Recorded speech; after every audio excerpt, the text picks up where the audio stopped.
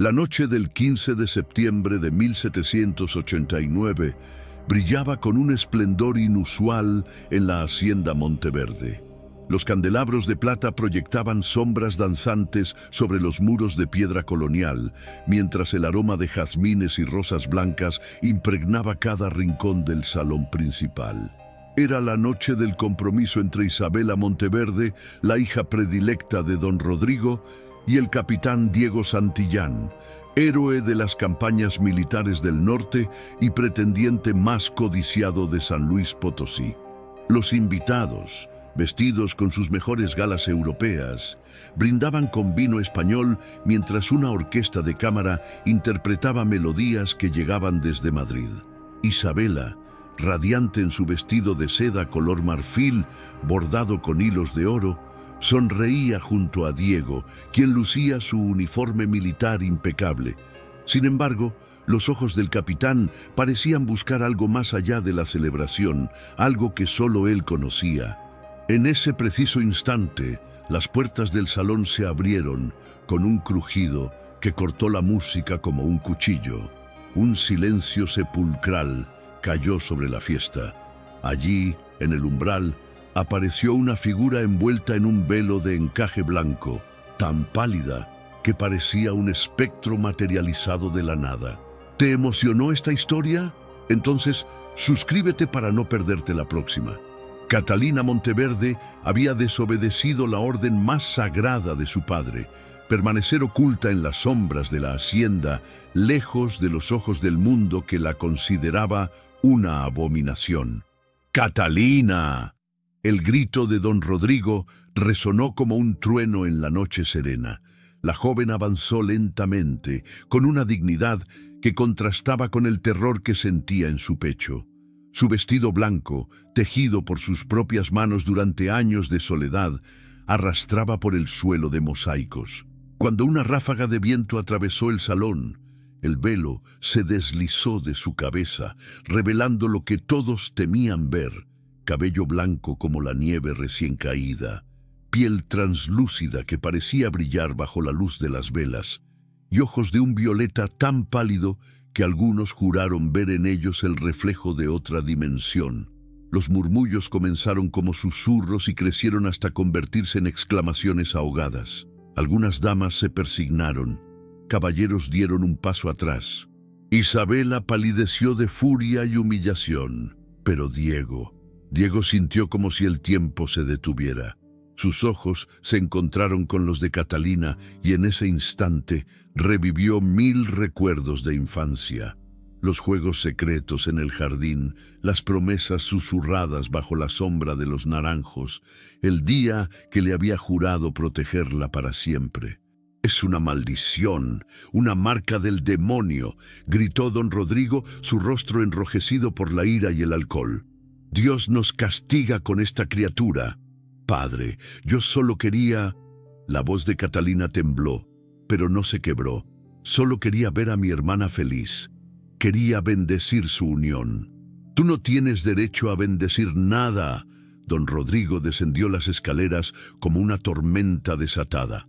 «Has profanado esta casa por última vez». Isabela, recuperándose del shock inicial, vio en aquel momento la oportunidad perfecta. Se llevó una mano al pecho, fingiendo un desmayo, y Diego tuvo que sostenerla, apartando su mirada de Catalina. La manipulación había comenzado. «Guardias», ordenó don Rodrigo con voz de piedra, «saquen a esta criatura de mi hacienda. Que nunca más pise estas tierras, que se vaya al infierno que le corresponde». 2 guardias tomaron a Catalina por los brazos. Ella no opuso resistencia, pero su dignidad permaneció intacta mientras era arrastrada hacia la salida. Antes de cruzar el umbral, giró la cabeza y buscó una última vez los ojos de Diego. Él la miraba con una angustia que partía el alma, pero estaba atrapado entre los brazos de Isabela, entre su deber y su corazón. «Vayan con Dios, hermana», susurró Catalina. «Ámala bien, Diego, porque yo jamás podré». La noche la engulló mientras los guardias la escoltaban con antorchas hacia las afueras de la hacienda. Le entregaron una pequeña maleta de cuero con un vestido gastado, el rosario de perlas que había sido de su madre Leonor, y un retrato miniatura de aquella mujer que murió cuando Catalina tenía apenas 5 años. Cuando las puertas de hierro forjado se cerraron a sus espaldas con un estruendo definitivo, Catalina se encontró sola bajo un cielo estrellado que parecía infinito y cruel. La música de la fiesta aún llegaba hasta ella como un eco burlón de la felicidad que nunca podría alcanzar. Con el rosario apretado en sus manos, comenzó a caminar hacia el desierto que se extendía ante ella como un mar de arena plateada bajo la luna llena. Dios me hizo diferente, pensó mientras sus lágrimas caían silenciosas, pero no me hizo indigna. 3 días después, Catalina ya no era la joven de vestido blanco que había sido expulsada.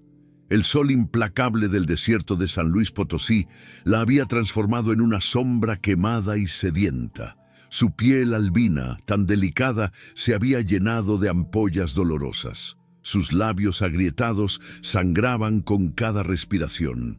Había caminado sin rumbo, siguiendo las estrellas por la noche y buscando sombra durante el día bajo arbustos espinosos y formaciones rocosas. El agua se había agotado al segundo día. El hambre era un animal que devoraba sus entrañas. Fue cuando el sol alcanzaba su cenit más cruel que Catalina divisó, como un espejismo que se negaba a desvanecerse, una estructura de adobe medio derruida en la distancia. Con las últimas fuerzas que le quedaban, arrastró sus pies hacia aquella promesa de refugio. La cabaña abandonada había sido alguna vez el hogar de algún ermitaño o bandido. Las paredes de barro agrietado apenas sostenían un techo de madera podrida y tejas rotas, pero ofrecía algo invaluable: sombra. Catalina se derrumbó en el interior, sobre un suelo de tierra compactada cubierto de polvo y telarañas. Cerró los ojos, sintiendo que la muerte sería un alivio después de tanto sufrimiento. Quizás don Rodrigo tenía razón. Quizás ella era una maldición que debía borrarse del mundo. Pero cuando despertó horas después, con la luna proyectando su luz plateada a través de las grietas del techo, Catalina sintió algo diferente: rabia. Una rabia pura y limpia que encendió algo en su interior. «No moriré aquí como una perra abandonada», se juró a sí misma mientras se ponía de pie con piernas temblorosas. «Si Dios me mantiene viva, entonces viviré con dignidad». Durante los días siguientes, Catalina comenzó a reconstruir su refugio con una determinación férrea. Bloqueó las grietas más grandes con barro y paja. Limpió el interior con ramas secas, convertidas en escobas improvisadas. Encontró un pozo casi seco a media milla de distancia, del cual podía extraer apenas unos tragos de agua turbia cada día. Aprendió a protegerse del sol usando telas envueltas alrededor de su cabeza y cuerpo. Comía insectos, raíces de plantas del desierto y ocasionalmente atrapaba algún lagarto pequeño. Era una existencia brutal, pero era vida. Fue en su 7ª noche en la cabaña cuando recibió su primera visita. Doña Soledad apareció como una aparición en el umbral, una mujer indígena de rostro surcado por 1000 arrugas que guardaban la sabiduría de generaciones. Llevaba un cántaro de agua fresca, tortillas de maíz envueltas en un paño y hierbas medicinales que llenaban el aire con un aroma terroso y sanador. «No tengas miedo, niña de la luna», dijo Soledad con una voz que sonaba como el viento atravesando cañones antiguos. «Yo sé quién eres. Sé por qué estás aquí». Catalina, desconfiada después de días de soledad, retrocedió contra la pared. «¿Quién te envió? ¿Mi padre? ¿Vienen a terminar lo que comenzaron?» «Nadie me envió, hija». Soledad depositó sus ofrendas en el suelo y se sentó con la tranquilidad de quien conoce su lugar en el universo. «Yo vivo en estas tierras desde antes de que tu abuelo naciera. Este desierto me habla, me cuenta secretos. Me dijo que vendría una mujer de luz, una que cargaría sobre sus hombros el peso de verdades enterradas». Durante las semanas que siguieron, doña Soledad se convirtió en la salvación de Catalina. Le enseñó a identificar plantas comestibles del desierto, el nopal, la tuna, raíces profundas que guardaban humedad. Le mostró cómo extraer aceites de ciertas semillas para proteger su piel sensible del sol implacable. Le habló de las estaciones del desierto, de las tormentas repentinas que podían convertir el polvo en río en cuestión de minutos. Pero más importante aún, le dio algo que Catalina había perdido: esperanza. ¿Por qué me ayudas?, preguntó Catalina una tarde mientras aplastaban hierbas con un mortero de piedra. No me conoces. Mi propia familia me desechó como basura. Soledad detuvo su trabajo y miró a Catalina con ojos negros que parecían ver más allá del velo de la realidad. Porque hace 23 años ayudé a traer al mundo a una niña en esta misma cabaña. Una niña que no sobrevivió su primera noche. Su madre, rota de dolor, abandonó este lugar y juró nunca regresar. Esa mujer se llamaba Leonor. El mundo de Catalina se detuvo. El mortero cayó de sus manos. Mi madre estuvo aquí. Tu madre guardaba secretos, niña. Secretos que ahora tú debes descubrir. Aquella noche, mientras Soledad dormía cerca del fuego, Catalina decidió inspeccionar cada rincón de la cabaña con una nueva urgencia. Movió piedras, escarbó en las esquinas, levantó tablas del piso medio podrido. Fue bajo la 7ª tabla que sus dedos tocaron algo diferente: papel viejo envuelto en tela encerada para protegerlo de la humedad. Con manos temblorosas, Catalina desenvolvió una carta amarillenta por el tiempo. La tinta se había desvanecido en partes, pero aún era legible. Estaba dirigida a mi querida Leonor. Si estás leyendo esto, significa que has regresado a nuestro refugio secreto. Perdóname por no estar a tu lado, pero las circunstancias me obligan a partir hacia España. Nuestro amor fue real, más real que cualquier cosa que haya conocido, y la criatura que llevas en tu vientre, nuestra hija, debe permanecer protegida. Que nadie descubra jamás la verdad sobre su origen. He dejado mi medallón escondido en este lugar como prueba. Algún día, cuando sea seguro, vendré por ustedes. La carta no estaba firmada. Catalina la leyó una y otra vez hasta que las palabras se grabaron en su memoria. Las implicaciones eran aterradoras. Había sido engendrada en esta cabaña del desierto. Don Rodrigo no era su verdadero padre. ¿Era por eso que siempre la había tratado con tal desprecio? Cuando Soledad despertó al amanecer, encontró a Catalina sentada junto a las brasas moribundas del fuego, sosteniendo la carta contra su pecho como si fuera el tesoro más preciado del mundo. «Ahora entiendes», dijo Soledad simplemente, «por qué fuiste enviada aquí. El desierto guarda memoria, niña. Y ha llegado el momento de que la verdad salga a la luz». Diego Santillán no había conocido paz desde la noche de su compromiso. Cada vez que cerraba los ojos veía el rostro de Catalina, su mirada herida, mientras era arrastrada fuera de la hacienda. Isabela había notado su distracción, su frialdad en el lecho nupcial que aún no habían compartido, las largas cabalgatas solitarias que emprendía sin explicación. Una mañana, 3 semanas después de la expulsión, Diego anunció que debía inspeccionar las rutas comerciales del desierto como parte de sus deberes militares. Isabela no objetó, satisfecha de tener tiempo para planear su suntuosa boda. Pero Diego no cabalgaba hacia ninguna ruta comercial. Cabalgaba hacia el desierto, siguiendo rumores que había escuchado de pastores y comerciantes sobre una mujer de cabello blanco que vivía en una cabaña abandonada como fantasma entre las dunas. El sol del mediodía era despiadado cuando Diego divisó la estructura de adobe en la distancia. Su corazón latió con fuerza mientras desmontaba y ataba su caballo a un arbusto raquítico. Se acercó lentamente sin saber qué encontraría. Catalina estaba junto a un antiguo pozo, extrayendo agua con una cuerda desgastada. Vestía ropas sencillas, casi harapos, y su cabello blanco estaba recogido bajo un paño de algodón manchado. Su piel, antes tan pálida, Mostraba marcas del sol inclemente, pero sus ojos seguían siendo tan intensos como Diego los recordaba. Cuando ella se giró y lo vio, el cántaro de barro se deslizó de sus manos y se hizo añicos contra las piedras. «¡Diego!». Su voz era apenas un susurro. «¡Catalina!». Él avanzó y en 2 pasos estaba frente a ella. «Dios mío, Catalina, ¿qué te han hecho?». Ella retrocedió, levantando una mano como escudo entre ellos. «No deberías estar aquí. Estás comprometido con mi hermana. Si alguien te ve, no me importa».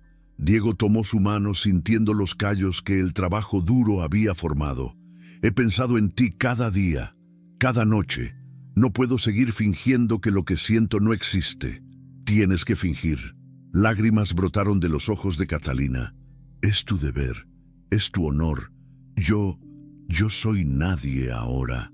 Nunca fuiste nadie para mí». Diego la atrajo hacia él, ignorando sus protestas.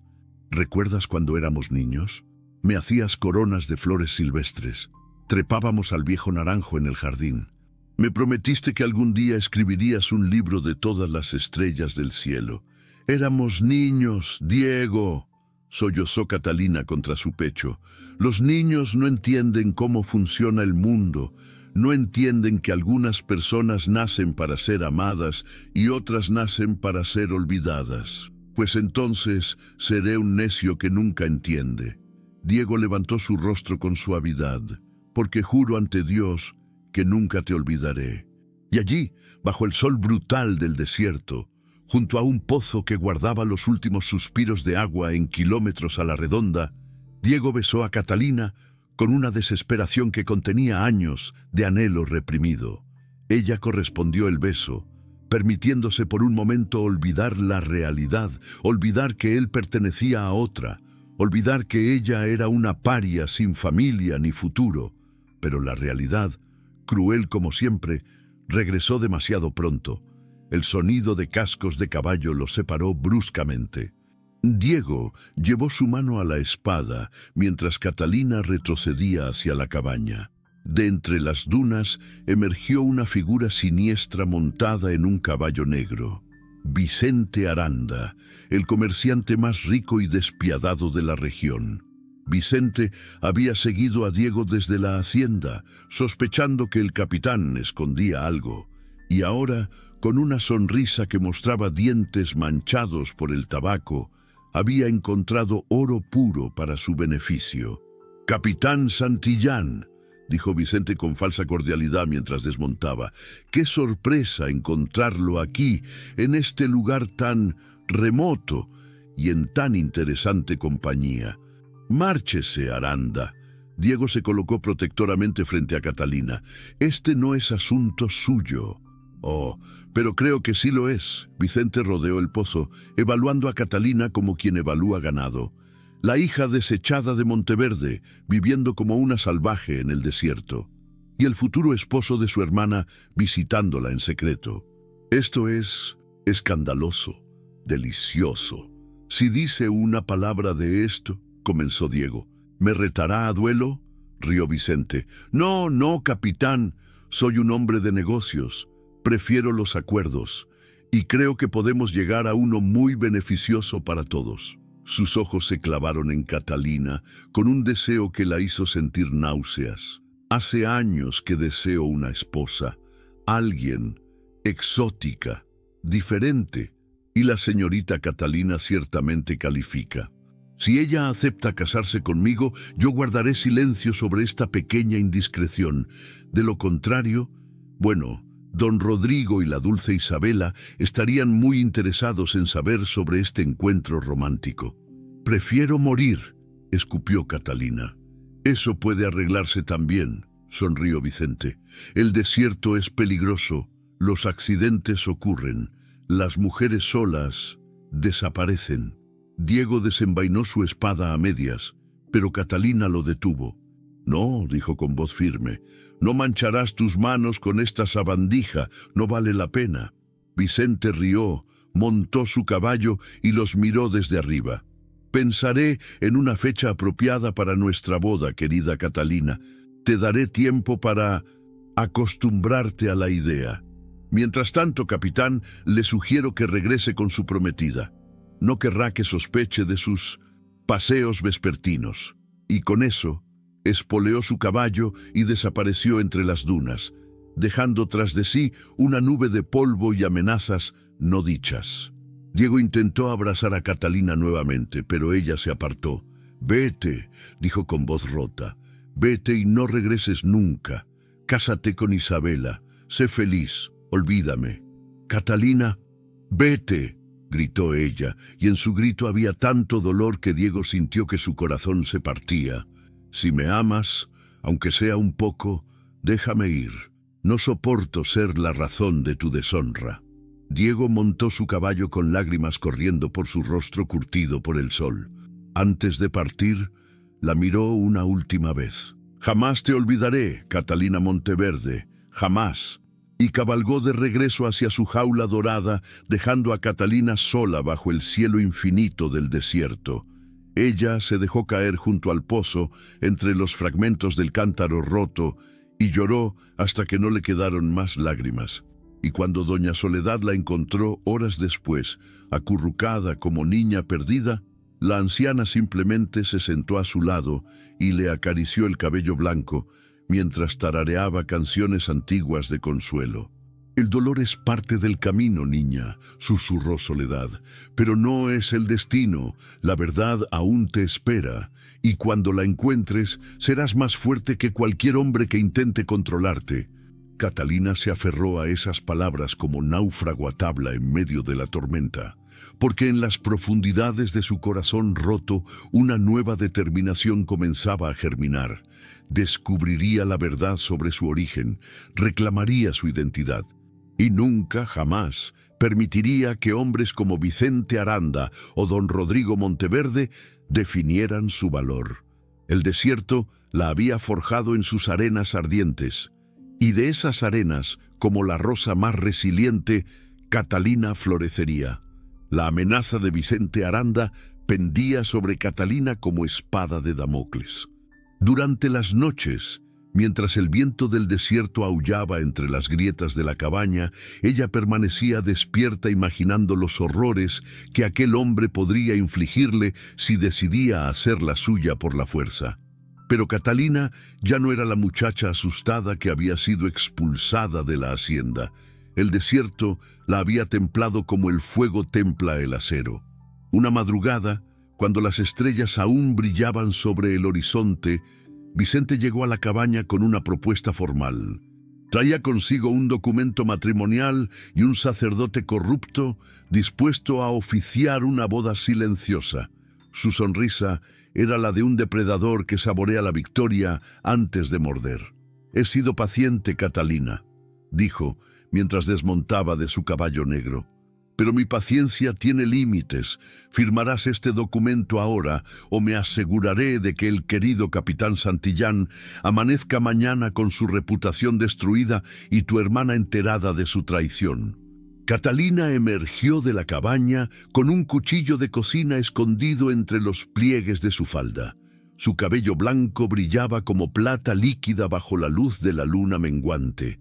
«Prefiero morir 1000 veces antes que pertenecer a un hombre como tú», dijo con voz tranquila, pero en sus ojos violetas ardía un fuego que hizo vacilar a Vicente.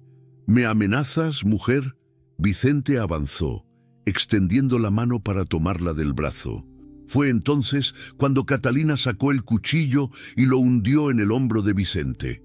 No profundamente, pero lo suficiente para que la sangre manchara su camisa blanca y el dolor lo hiciera retroceder con un grito. «¡Perra maldita!», aulló Vicente, presionando la herida. «¡Pagarás por esto! Lo juro por todos los santos que pagarás».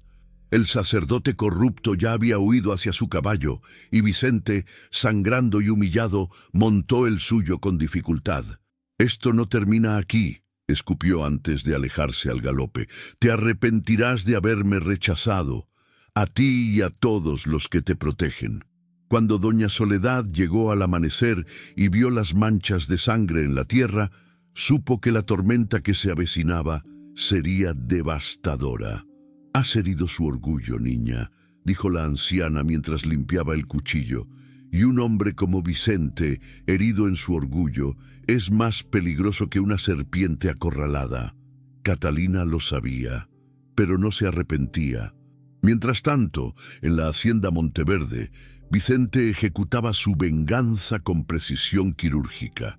Fue directamente a don Rodrigo con la carta que Catalina había escrito a Diego semanas atrás, explicando sus sospechas sobre su verdadera paternidad.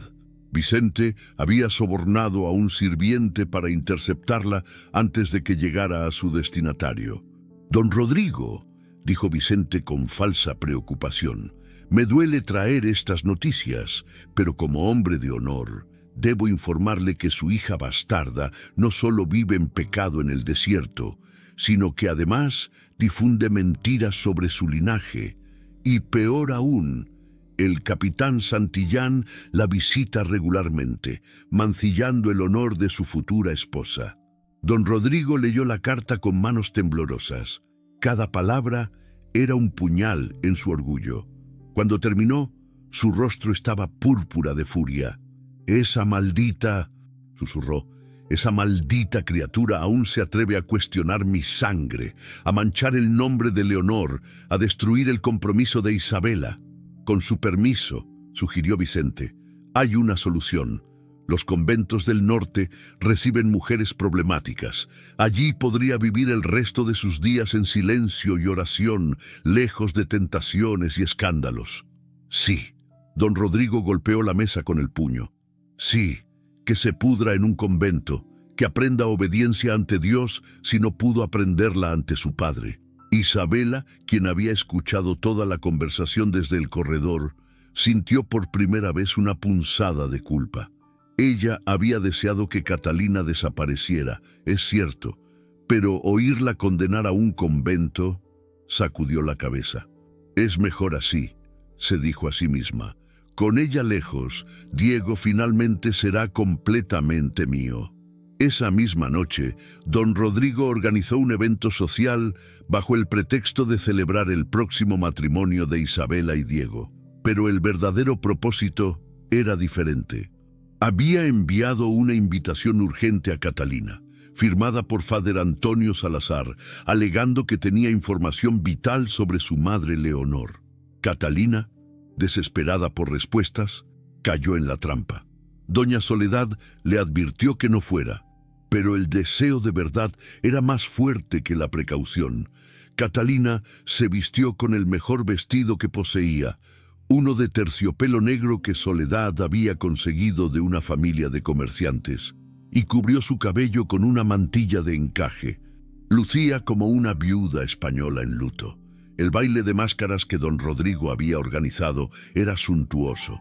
Invitados de toda la región acudieron vestidos con sus disfraces más elaborados. Catalina entró usando una máscara de plata que ocultaba la mitad superior de su rostro, permitiéndole mezclarse entre la multitud sin ser reconocida inmediatamente. La orquesta tocaba una habanera melancólica cuando Diego, sin saber quién era ella, se acercó y le ofreció su mano para bailar. «¿Me concede esta pieza, señora?», preguntó con la cortesía que su rango exigía. Catalina dudó solo un instante antes de aceptar. Quizás esta sería la última vez que pudiera estar cerca de él. Bailaron entre otros cientos de parejas enmascaradas, moviéndose al ritmo de la música como si el mundo exterior no existiera. Diego sintió algo familiar en la mujer misteriosa, algo que le erizaba la piel y aceleraba su corazón. «¿La conozco?», preguntó, estudiando los ojos visibles tras la máscara. «Todos conocemos fantasmas del pasado», respondió Catalina con voz apenas audible. Fue entonces cuando Diego reconoció esos ojos violetas. Su mano apretó la de ella con fuerza. «Catalina», susurró, «¿qué haces aquí?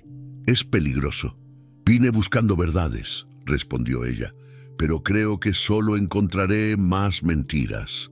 Antes de que pudieran decir más, Vicente Aranda, quien había estado observando desde las sombras, se abrió paso entre las parejas danzantes y arrancó la máscara del rostro de Catalina con un movimiento violento. El salón se congeló en un instante de horror colectivo. «¡Miren todos!», gritó Vicente triunfante. «La bastarda Albina ha regresado para profanar esta casa santa una vez más». Los murmullos se convirtieron en exclamaciones. Las damas se persignaron. Los caballeros retrocedieron como si Catalina portara la peste. Don Rodrigo descendió por las escaleras de mármol con la furia de un dios vengativo del Antiguo Testamento. «¡Tú!», rugió. «¿Cómo te atreves a presentarte aquí después de todo?». Diego se interpuso entre Catalina y su futuro suegro con una mano en la empuñadura de su espada. «Si alguien la toca», dijo con voz peligrosamente calmada, «tendrá que matarme primero. Y les aseguro, señores, que no moriré fácilmente». El silencio que siguió era tan espeso que podría cortarse con cuchillo. Vicente, viendo la oportunidad perfecta para eliminar a su rival romántico y humillar públicamente a Catalina, dio un paso adelante. «Capitán Santillán», dijo con voz clara para que todos escucharan, «usted defiende el honor de esta mujer con tanta pasión que uno podría pensar que existe algo impropio entre ustedes. ¿Acaso el futuro esposo de Isabela Monteverde ha mancillado su compromiso con visitas secretas al desierto?» Los murmullos explotaron nuevamente. Isabela palideció, sus ojos moviéndose entre Diego y Catalina con creciente horror. «Eso es una mentira», dijo Diego, pero su voz careció de convicción. «¿Lo es?», Vicente sonrió. «Porque yo mismo los vi besándose junto al viejo pozo. Vi cómo el honorable capitán olvidaba sus votos antes siquiera de pronunciarlos». Diego desenvainó su espada completamente. «Retira esas palabras o enfréntame como hombre». «¿Me está retando a duelo?», Vicente fingió sorpresa. «Muy bien, capitán. Acepto. Mañana al amanecer, en el campo de honor detrás de la iglesia. Pistolas. Que Dios favorezca al justo». Don Rodrigo, viendo que la situación se le escapaba de control, ordenó a sus guardias que arrestaran a Catalina. «Llévensela», ordenó. «Enciérrenla en los establos hasta mañana. Después será trasladada al convento de Santa Teresa, donde aprenderá silencio y penitencia». Los guardias avanzaron, pero Diego se mantuvo firme. «Si la tocan, habrá sangre esta noche y no mañana», advirtió. Fue Catalina quien resolvió el impasse. Con dignidad que habría envidiado cualquier reina, se dirigió voluntariamente hacia los guardias. «No derrames sangre por mí, Diego», dijo con voz serena. «Ya suficiente daño he causado. Iré al convento si esa es la voluntad de Dios. Pero antes», se giró hacia don Rodrigo, «quiero que sepas, padre, que sé la verdad. Sé que no soy tu hija de sangre, y sé que pasaste tu vida castigándome por el pecado de mi madre, cuando el verdadero pecado era tuyo, tu cobardía para aceptar la verdad». El silencio era ensordecedor. Don Rodrigo parecía haber envejecido 10 años en un instante. «Llévensela», repitió, pero su voz sonaba derrotada.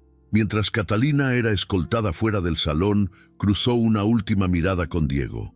En sus ojos había perdón, y una tristeza tan profunda que Diego sintió que su alma se rasgaba.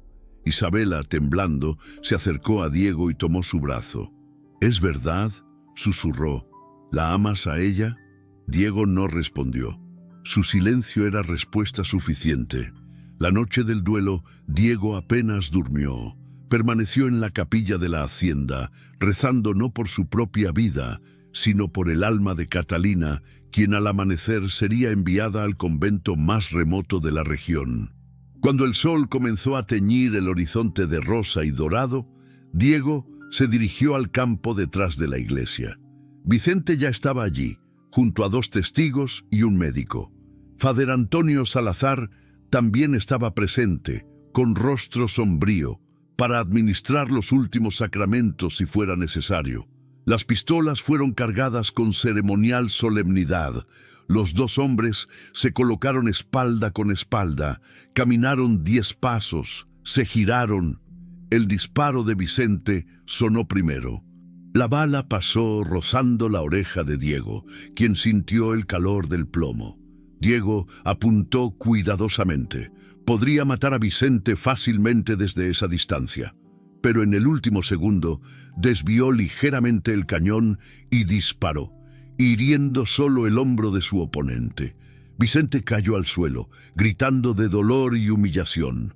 Había sido derrotado y perdonado públicamente, lo cual era peor que la muerte para su orgullo.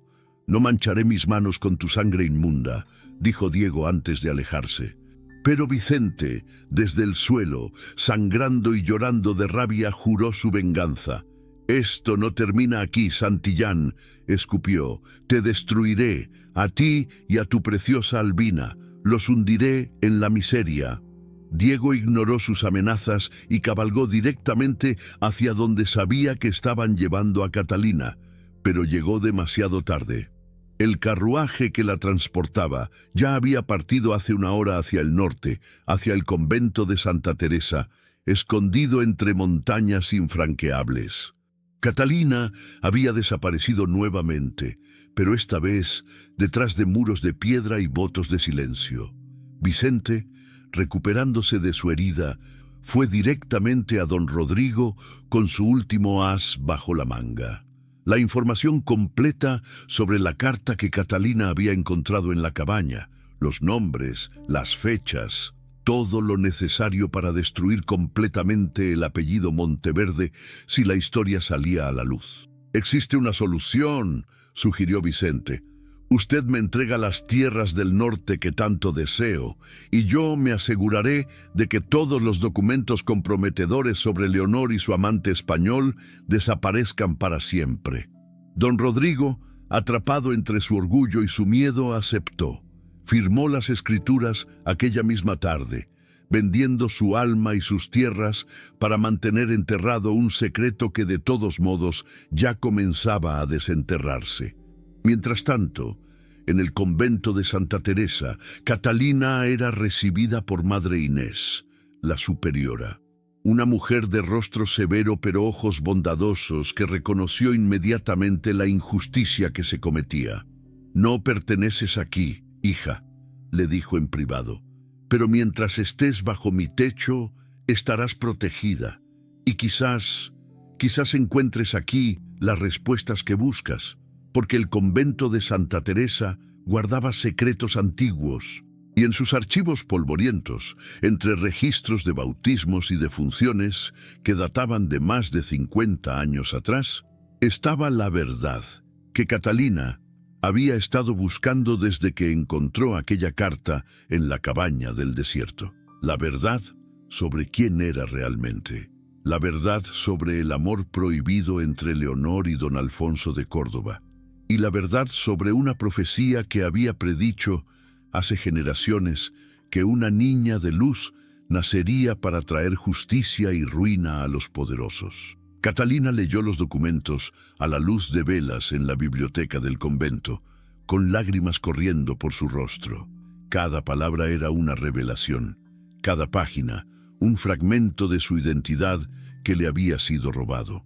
Pero con la verdad también llegó el poder, y Catalina supo que no permanecería encerrada en aquel convento, que encontraría la manera de escapar, que reclamaría su nombre verdadero, y que haría que todos los que la habían lastimado enfrentaran las consecuencias de sus actos.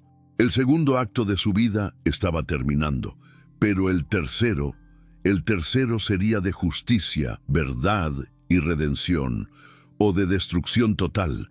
Aún estaba por verse cuál de los dos. La luna llena iluminaba las montañas que rodeaban el convento de Santa Teresa cuando Catalina, vestida con el hábito de novicia que le habían impuesto, caminaba silenciosamente por los pasillos de piedra. Habían pasado 3 meses desde su encierro, 3 meses de oraciones forzadas, silencio obligatorio y miradas de desprecio de las monjas más ortodoxas que la consideraban una pecadora impenitente. Pero Madre Inés había cumplido su palabra. Durante aquellos meses, Catalina había tenido acceso a los archivos más antiguos del convento, documentos que revelaban verdades enterradas durante décadas. Y lo que había descubierto cambiaría todo. En los registros de 1766, 23 años atrás, encontró la evidencia definitiva. Leonor Esperanza Valdés había dado a luz en secreto a una niña en la cabaña del desierto. La criatura había sido bautizada como hija de padre desconocido, pero había una anotación al margen, escrita en latín por un sacerdote hace tiempo fallecido. Hija de Alfonso de Córdoba, noble español. Que Dios proteja este secreto. Catalina también descubrió algo más, el testamento de Alfonso de Córdoba, depositado en custodia del convento antes de su muerte en España, 5 años atrás. En él, Alfonso reconocía a Catalina como su heredera legítima, dejándole tierras, una fortuna considerable y, más importante aún, el apellido Córdoba, uno de los más antiguos y respetados de España. Con estos documentos copiados cuidadosamente y escondidos entre sus ropas, Catalina supo que había llegado el momento de actuar. Madre Inés la ayudó a escapar una noche sin luna, proporcionándole ropas civiles, un caballo y provisiones suficientes para llegar a la Ciudad de México. «Ve con Dios, hija», dijo la anciana monja mientras le entregaba también un rosario de ámbar, «y reclama lo que te pertenece. No permitas que hombres cobardes definan tu destino». Catalina cabalgó durante 3 días hacia la capital virreinal, deteniéndose solo para descansar brevemente y alimentar a su montura. Cuando las torres de la Catedral Metropolitana aparecieron en el horizonte, sintió que su corazón galopaba tan rápido como los cascos de su caballo. La Ciudad de México era un laberinto de calles empedradas, palacios coloniales y mercados bulliciosos. Catalina preguntó por la residencia de la familia Córdoba hasta que finalmente llegó ante una mansión imponente en el barrio más aristocrático de la ciudad. El mayordomo que abrió la puerta casi la rechazó al ver su apariencia, despeinada, cubierta de polvo del camino, con su cabello albino apenas contenido bajo un pañuelo.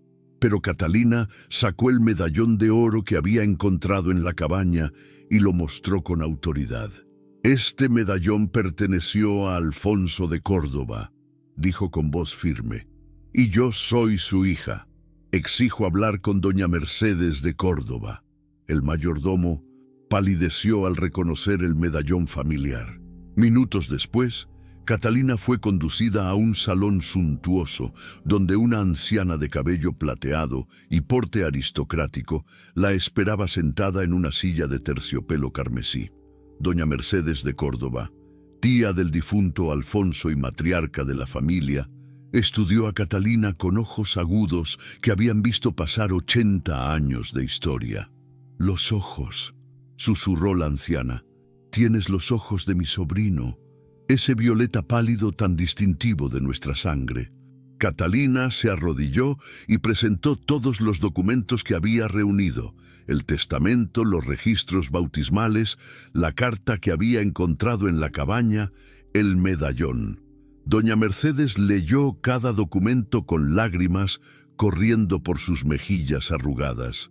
«Mi Alfonso te buscó durante años», dijo finalmente, «pero Leonor había desaparecido sin dejar rastro. Él murió sin saber que su hija había sobrevivido, que llevaba su sangre, su legado». «¿Me reconoce entonces?», preguntó Catalina con voz temblorosa.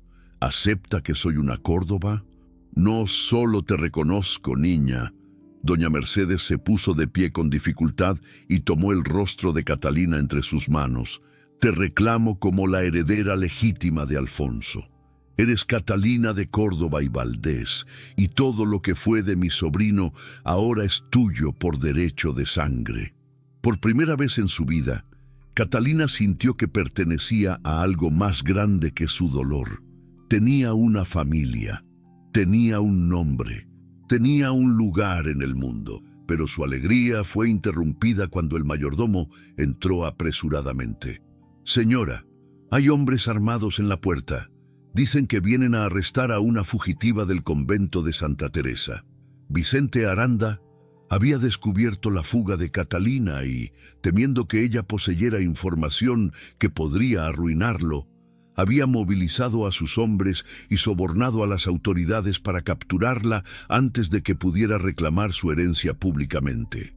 «Escóndela», ordenó doña Mercedes, «que preparen el carruaje secreto. Iremos directamente al Palacio Virreinal. Si esta niña tiene sangre córdoba, entonces tiene protección directa del virrey».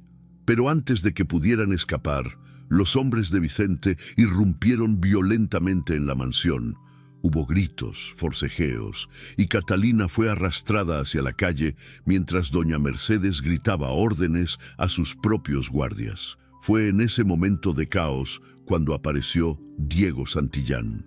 El capitán había pasado los últimos 3 meses buscando a Catalina obsesivamente, descuidando sus deberes, ignorando las súplicas de Isabela. Cuando supo de su fuga del convento, siguió todos los rumores hasta llegar a la Ciudad de México, y el destino lo colocó en el momento exacto, en el lugar exacto. Diego desenvainó su espada y se lanzó contra los hombres de Vicente con la furia de un león protegiendo a su manada. El combate fue breve, pero brutal. Diego, entrenado en cientos de batallas, desarmó a 3 hombres en segundos y colocó su espada en la garganta del cuarto. «Si tocan un solo cabello de ella», dijo con voz mortal, «juro que Vicente Aranda amanecerá colgado de la horca en la Plaza Mayor». Los hombres huyeron, sabiendo que habían perdido. Diego, sangrando de un corte en el brazo, se giró hacia Catalina. Sus ojos se encontraron, y en ese instante todo el dolor, la separación, el amor reprimido explotó entre ellos. «Catalina», susurró dejando caer su espada y cayendo de rodillas, «perdóname por todo, por no ser lo suficientemente valiente, por casarme con tu hermana cuando mi corazón siempre fue tuyo». «¿Casarte?», repitió Catalina, sintiendo que el mundo se detenía. «El matrimonio aún no se ha consumado». Diego bajó la cabeza. «Isabela y yo vivimos como extraños. Ella lo sabe. Todos lo saben. Pero estoy atado por votos que pronuncié ante Dios». Fue doña Mercedes quien intervino, su voz autoritaria cortando la tensión emocional. «Los votos pronunciados bajo falsas pretensiones pueden ser anulados», declaró, «y tengo suficiente influencia en la Iglesia para iniciar ese proceso. Si esta muchacha es quien dice ser, y si tú, capitán, realmente la amas, entonces lucharemos por esa anulación». Durante las semanas que siguieron, la Ciudad de México se convirtió en escenario de un escándalo que hacía temblar los cimientos de la sociedad colonial. Catalina, ahora reconocida oficialmente como Catalina de Córdoba, inició procedimientos legales contra don Rodrigo Monteverde por abuso, apropiación indebida y fraude. Vicente Aranda, desesperado, intentó una última jugada: contratar asesinos para eliminar a Catalina antes del juicio, pero el intento fracasó cuando los propios asesinos, impresionados por la historia de la mujer albina que había sobrevivido al desierto, la traicionaron y confesaron todo ante las autoridades. Vicente fue arrestado por intento de asesinato, extorsión y una docena de otros crímenes que salieron a la luz durante la investigación. En un giro final de justicia poética, mientras era transportado a prisión, intentó escapar y murió ahogado en el río Tula, su cuerpo encontrado días después, entre los juncos, hinchado y picoteado por los buitres. El juicio contra don Rodrigo se llevó a cabo en el Tribunal Mayor, ante jueces designados por el propio virrey. La sala estaba repleta de nobles, comerciantes y curiosos que querían presenciar la caída de uno de los patriarcas más poderosos de San Luis Potosí. Catalina subió al estrado vestida con un traje de terciopelo azul oscuro, su cabello albino recogido elegantemente, un collar de perlas Córdoba adornando su cuello. Ya no parecía la muchacha asustada del desierto. Era una mujer de alcurnia reclamando lo que era suyo. Su testimonio fue desgarrador y poderoso. Habló de años de maltrato, de ser escondida como vergüenza familiar, de la expulsión cruel. Presentó evidencias, testigos, documentos. Father Antonio Salazar, liberado finalmente de su voto de silencio por orden episcopal, testificó sobre todo lo que sabía. El romance secreto de Leonor, las amenazas de don Rodrigo, el encubrimiento sistemático. Cuando llegó el turno de don Rodrigo de defenderse, el hombre que alguna vez había sido tan orgulloso y terrible estaba quebrado. Había envejecido 20 años en pocos meses. Su cabello, antes negro, ahora era completamente blanco. Sus manos temblaban. «Tuve miedo», confesó con voz rota. «Miedo de que Leonor nunca me amara realmente. Miedo de que la niña no fuera mía. Y ese miedo se convirtió en odio. Castigué a una criatura inocente por mis propias inseguridades. Fui un monstruo». El silencio en la sala era absoluto. «No busco perdón», continuó don Rodrigo, «porque sé que no lo merezco. Solo pido que Catalina sepa que su madre la amó. Leonor murió susurrando su nombre. Lo último que hizo fue pedirme que cuidara de su hija. Y yo fallé en esa promesa. Fallé en todo. La sentencia fue severa. Don Rodrigo perdió todas sus propiedades, que fueron divididas entre Catalina e Isabela. Fue exiliado a un monasterio remoto donde pasaría el resto de sus días en penitencia y oración. Isabela, quien había estado presente en cada día del juicio, se acercó a Catalina al final. «Hermana», dijo con lágrimas corriendo por su rostro, «pasé mi vida odiándote por algo que nunca fue tu culpa. Te quité años de felicidad, destruí tu inocencia. ¿Cómo puedes siquiera mirarme?» Catalina, después de un largo momento, extendió su mano. «El odio es una carga que ya no deseo cargar», dijo. «Te perdono, Isabela, no porque lo merezcas, sino porque yo merezco la paz». Isabela tomó su mano y lloró como nunca había llorado. Y en ese abrazo entre hermanas que habían sido enemigas, comenzó la sanación de heridas que parecían incurables. Días después, Isabela fue personalmente ante el obispo para solicitar la anulación de su matrimonio con Diego. «Nunca hubo amor verdadero», confesó, «y el matrimonio nunca fue consumado. Diego ama a mi hermana y siempre la ha amado.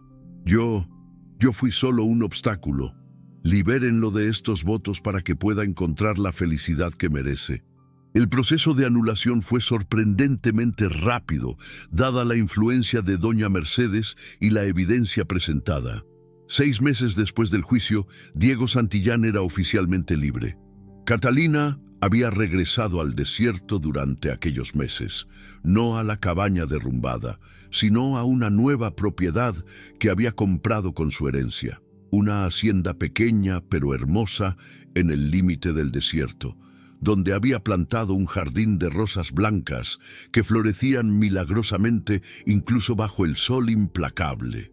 Fue allí donde Diego la encontró una tarde de primavera. Ella estaba podando las rosas, vestida con ropa sencilla, su cabello blanco brillando como plata bajo el sol del atardecer.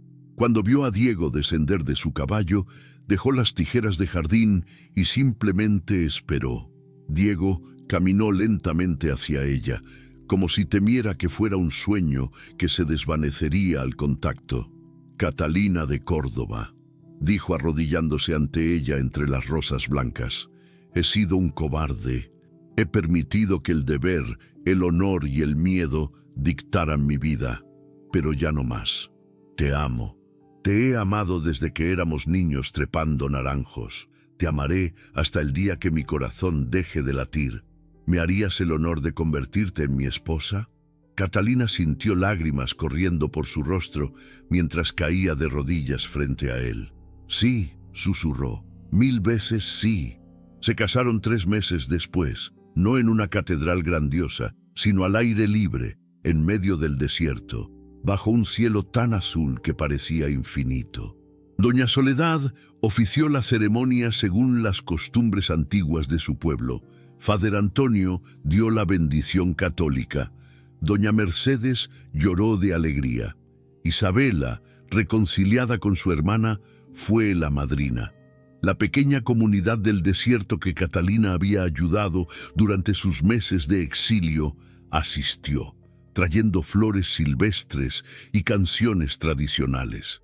Los habitantes de San Luis Potosí vinieron a presenciar el matrimonio más comentado de la década. Y cuando Diego besó a Catalina bajo el sol poniente del desierto, con el viento llevando pétalos de rosas blancas a su alrededor, todos supieron que estaban presenciando algo más que una boda. Estaban presenciando el triunfo del amor sobre el odio, de la verdad sobre la mentira, de la justicia sobre la crueldad. Años después, Catalina y Diego vivían en su hacienda del desierto, que se había convertido en un oasis de esperanza y prosperidad. Tenían 3 hijos, 2 niños de cabello oscuro como su padre, y una niña pequeña con cabello blanco como su madre y ojos violetas que brillaban como amatistas. La pequeña Mercedes, nombrada así en honor a su bisabuela, jugaba libremente bajo el sol, protegida con los aceites especiales que doña Soledad había enseñado a preparar. Nunca conoció la vergüenza que su madre había sufrido. Solo conoció el amor. Isabela había encontrado su propia redención trabajando con huérfanos y mujeres abandonadas en la Ciudad de México. Nunca se volvió a casar, pero encontró una paz que el matrimonio nunca le habría dado. Don Rodrigo murió en el monasterio 5 años después del juicio, reconciliado finalmente con Dios, si no con los hombres.